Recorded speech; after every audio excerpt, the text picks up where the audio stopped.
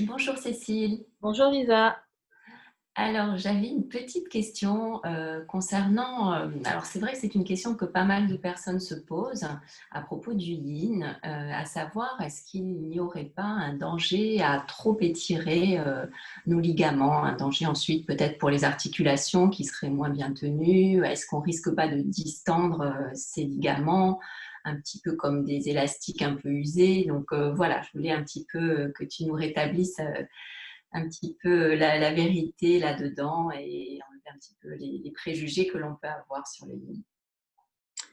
Alors, c'est vrai que c'est une question qu'on entend souvent. Alors, je ne sais pas si c'est la vérité, en tout cas, c'est ma vérité. Ce que j'ai appris en étudiant avec Bernie Clark et avec Viv Mithofer, et aussi avec Paul Grilly, même si c'était plus à distance avec Paul que les autres.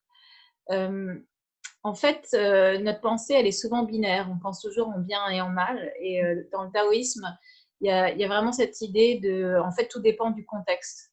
Quand on parle, par exemple, du yin et du yang, on ne peut pas parler de quelque chose qui est yin sans le comparer à quelque chose qui est yang. Par exemple, quelque chose qui est froid, qui est donc yin, n'est froid qu'en comparaison à quelque chose qui est plus chaud.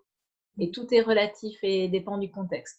Donc, quand on se pose la question, est-ce que ça peut être dangereux de faire du yin pour nos tendons et nos ligaments? En fait, tout dépend dans le contexte pour la personne qui le pratique.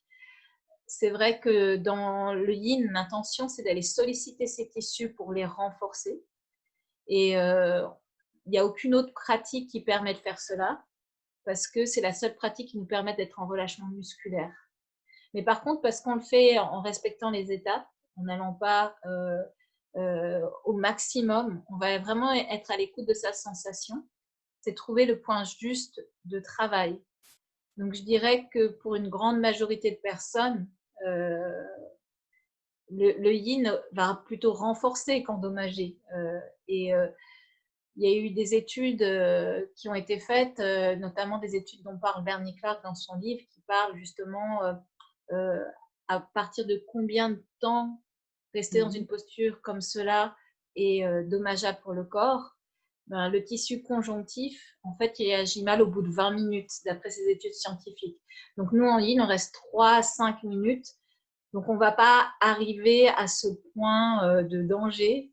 Et au contraire, on va vraiment renforcer les tissus yin. Maintenant, il y a une question qui vient souvent sur les gens hyper flexibles et, et qui développent une pathologie.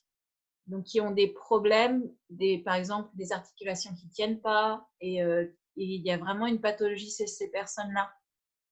Et pour eux, pour ces personnes-là, je pense que c'est important de travailler plus le renforcement musculaire, parce que ce qu'ils vont avoir besoin, c'est de renforcer les muscles pour mieux tenir les articulations.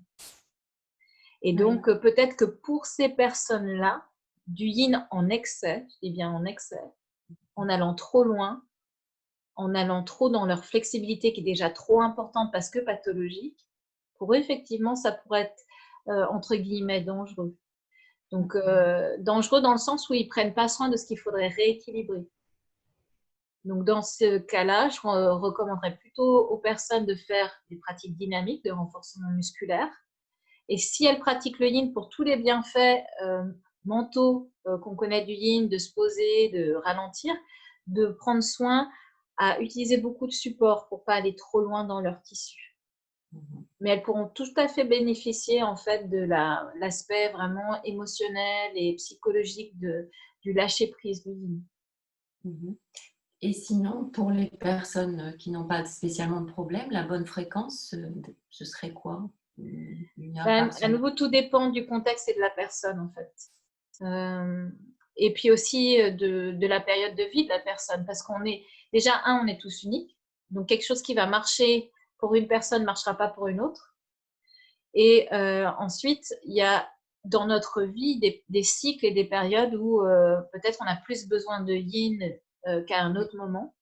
Donc Mhm. là, je crois que c'est vraiment l'invitation aussi dans le yoga, c'est d'être à l'écoute de ce qui nous fait du bien. On peut commencer par faire, par exemple, 1 à 2 fois. Et puis, si on se sent bien avec ça, on peut rajouter 3 fois. En fait, il n'y a vraiment pas de règle générale. Il n'y a que celle qui correspondrait à la personne. Mhm. Très bien. Ben, merci beaucoup, Cécile. Merci Lisa.